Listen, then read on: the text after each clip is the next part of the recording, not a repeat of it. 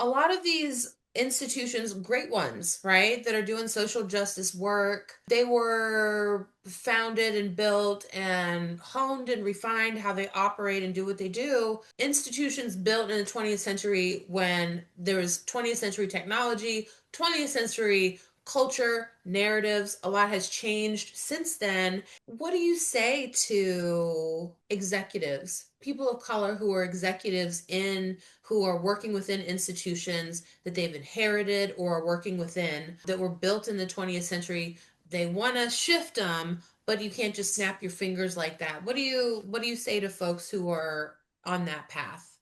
Folks can't be allergic to change. You can't be allergic to growing and changing as needed to meet the times. So there, like I always say it like this, technology is here.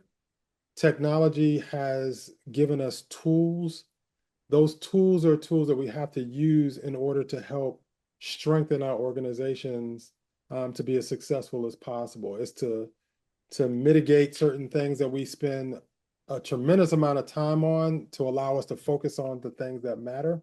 And at the same time, we also have to be very careful as we're implementing those tools that they're actually meeting the need of the people that we're trying to serve.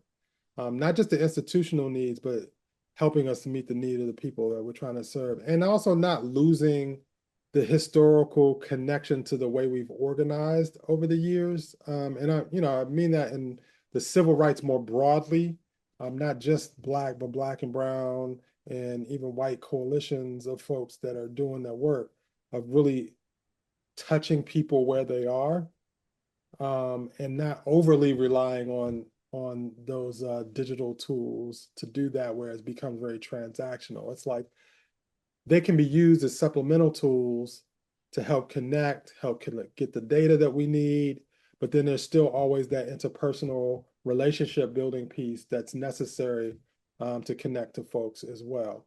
To make sure folks understand that you're real, that you're not a bot, you're real.